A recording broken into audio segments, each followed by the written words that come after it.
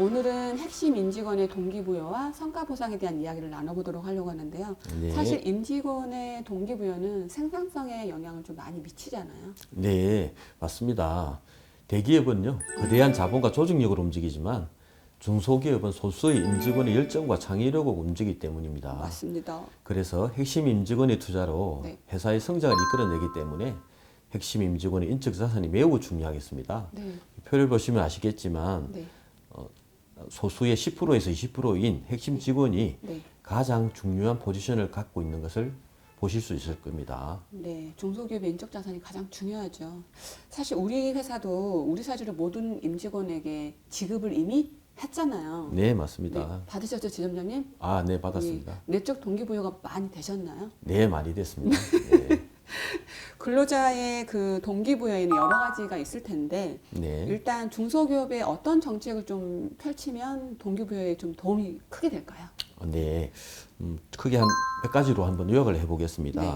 임직원들의 생산성을 향상시키고요. 네. 동기를 부여하고자 하는 데는 네. 효과적인 동기부여 정책이 필요할 텐데요. 네. 중소기업에서는 주식을 활용하는 경우와 네. 또 직접적인 금전의 지급을 활용하는 경우 네. 이 두 가지로 구분해서 말씀을 드려보도록 하겠습니다. 네. 첫 번째로는 주식 활용하는 경우인데요. 네.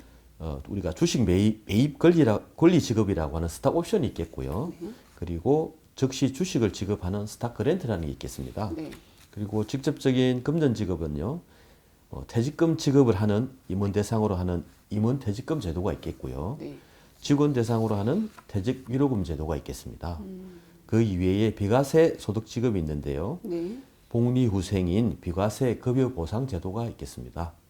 말씀해주신 그 스탁 옵션은 카카오 먹튀 논란 때문에 사실 좀 일반인들도 많이 인지하고 있어요. 근데 그게 스탁 옵션을 실행했는데 주가 하락에 영향을 좀 많이 미친 것 같던데 좀 더 자세하게 설명을 좀 해주시겠어요?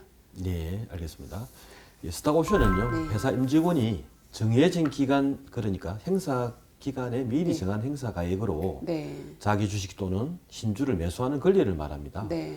사례를 들어서 설명해 보도록 하겠습니다. 네. 부여 시점이 2023년 2월 1일일 경우라고 이제 가정을 하고요. 네네네. 2년 후 만 원으로 행사 가능한 스톡옵션 만주를 부여했다고 네. 가정해 보겠습니다. 네. 실제로 주식을 받은 건 아니지만 네. 주식 매수에 대한 권리는 발생합니다.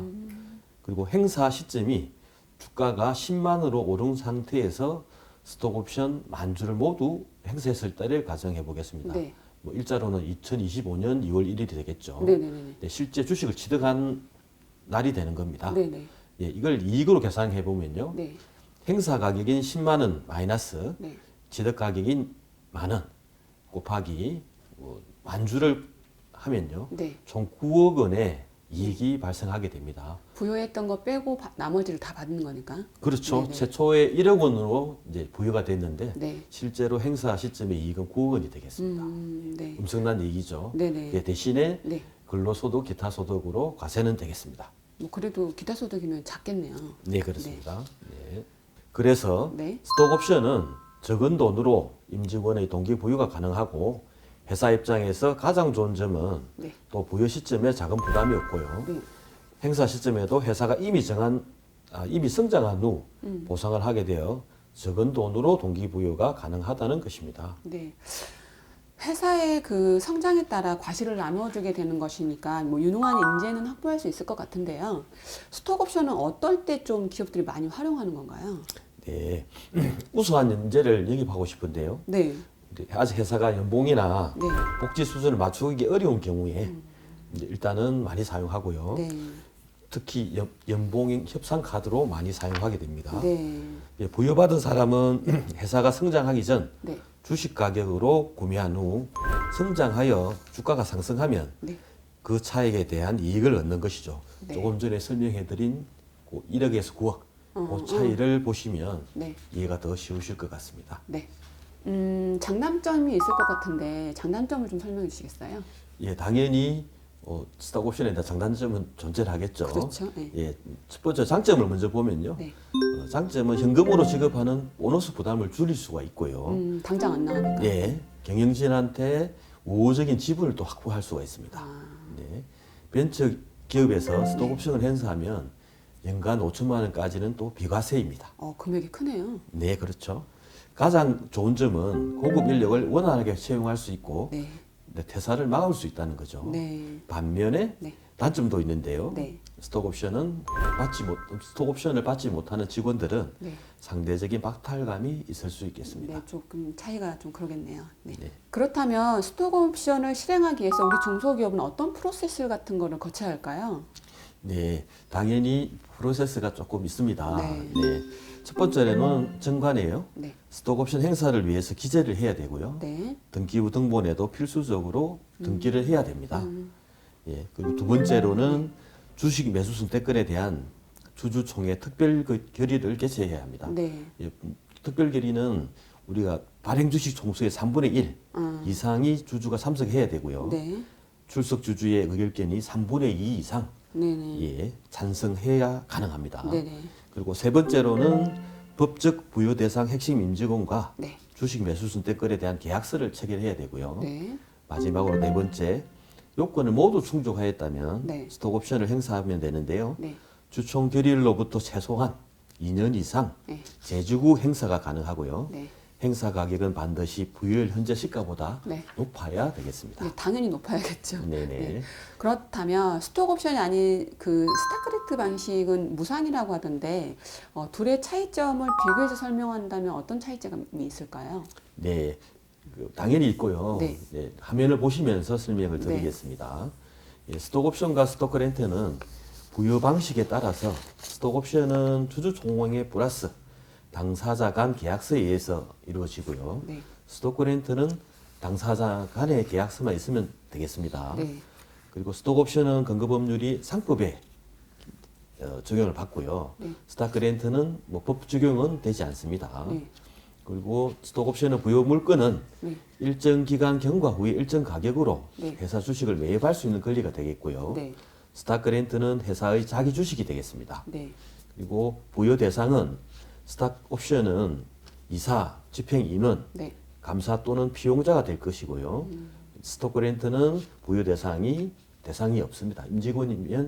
직원이면 네. 다 되겠습니다. 네. 그리고 스톡옵션은 부여 한도는요. 네. 상법상 총 주식의 10% 내에서 이루어져야 되고요. 네. 스톡그랜트는 당연히 부여 한도는 없겠습니다. 네. 없겠고요.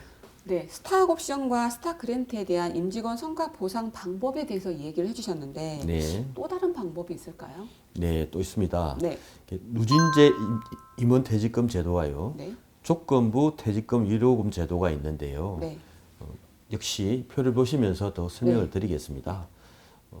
중요한 부분만 말씀을 드릴게요. 네. 많기 때문에 부여 대상은 임원과 이제 직원이 되겠고요. 네, 사전 정비 제도는 회사의 정관으로 하느냐, 네, 아니면 해당 임직원과 회사와 조건부 퇴직금 위로금 계약서를 쓰는지에 따라서 구분됩니다. 네.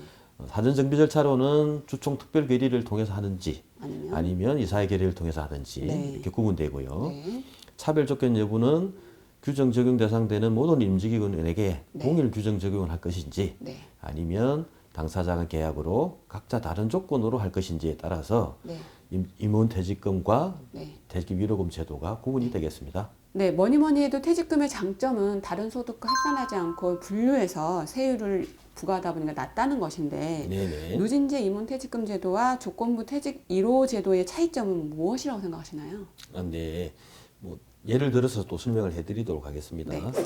첫 번째로 누진제 임원 퇴직금 제도는요. 네, 첫 번째로 비용 처리로 네. 다른 소득에 비해서 세율이 낮다는 것이고요. 네, 두 번째로는 사대보험 부담이 없다는 것입니다. 그리고 세 번째는 근속기간별 누진제 적용 시 장기 근속을 유도할 수 있고요. 그리고 이제 우리 그 반면에 네. 조건부 퇴직금 위로금 제도는요. 네. 첫 번째로는 퇴직금으로 낮은 세 부담을 하게 되고요. 네, 두 번째로는 장기 근속 외 다양한 조건으로 핵심 임직원의 동기 부여가 가능합니다. 네, 세 번째로는 핵심 임직원별 차별화로 네, 개별 계약이 가능하여 제도의 유연성이 있다고 하겠습니다. 네, 두 가지 중에서 네. 기업의 성향에 맞는 제도를 선택하시면 좋겠습니다. 이 외에도 임직원에 대한 동기부여나 어떤 성과보상 될 만한 제도가 되게 많이 있을 것 같은데요. 네, 많이 있습니다. 네. 대표적인 게요. 비과세 복리후생 제도인데요. 네. 오너 임원들은 제외하고요. 네. 법인이 임대차 계약을 통해서 전월세를 얻은 후에 회사 직원에게 사택을 제공할 수도 있고요. 네. 차량 지원이나 교육비 지원, 그리고 법인카드 지급 등도 있겠습니다. 네. 임직원에게 지급되는 보상은 회사는 어떤 직접적인 비용 처리가 가능할 거고, 그래서 네. 법인세가 절세되고 더불어 사대보험도 절감되는데요.